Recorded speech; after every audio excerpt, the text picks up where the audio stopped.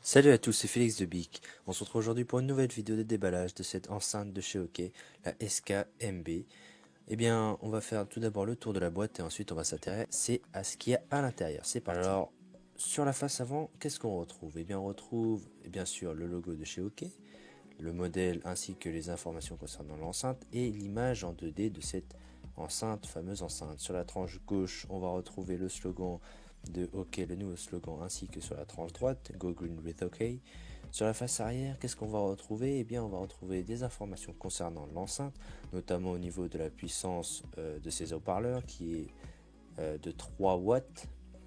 On va retrouver des informations aussi concernant la batterie de celle-ci, 12 voire 16 heures d'autonomie, ce qui est très intéressant. Et voilà, vous aurez d'autres informations que vous pourrez lire plus tranquillement chez vous.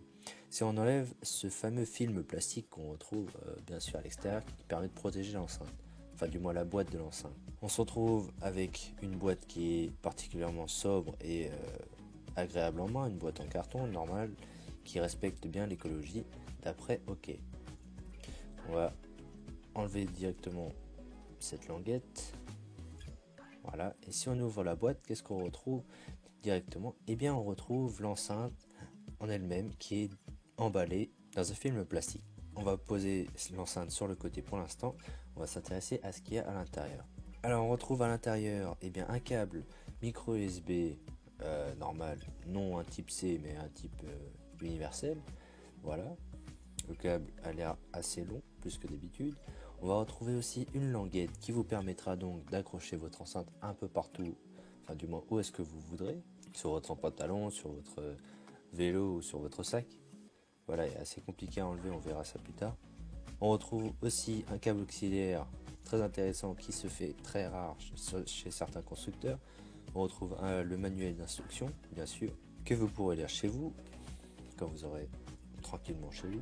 On retrouve aussi un trombone qui nous permettra sûrement de redémarrer l'enceinte en cas de problème, je suppose. On verra ça dans la vidéo de test, bien sûr. Voilà, on va ranger un peu tout ça et on va s'intéresser à l'enceinte et aux différents câbles. Alors on va tout d'abord enlever le film plastique qui protège l'enceinte. Voilà, alors que dès qu'on enlève le plastique, on retrouve donc l'enceinte. Et comme vous l'aurez remarqué, c'est une enceinte qui est renforcée.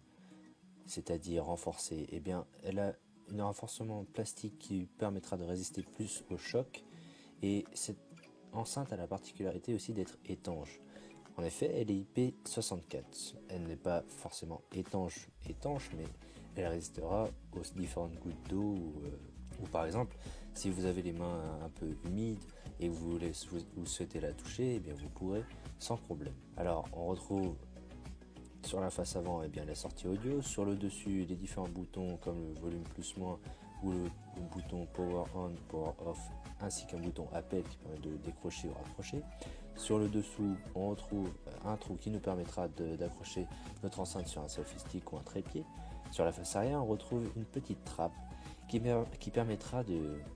permettra d'empêcher l'eau de rentrer dans le port USB ainsi que dans le port auxiliaire, ce qui signifie étanchéité. À première vue, c'est une enceinte qui est très intéressante. Il ne restera plus qu'à faire cette vidéo de test et tester la résistance à l'eau de l'enceinte.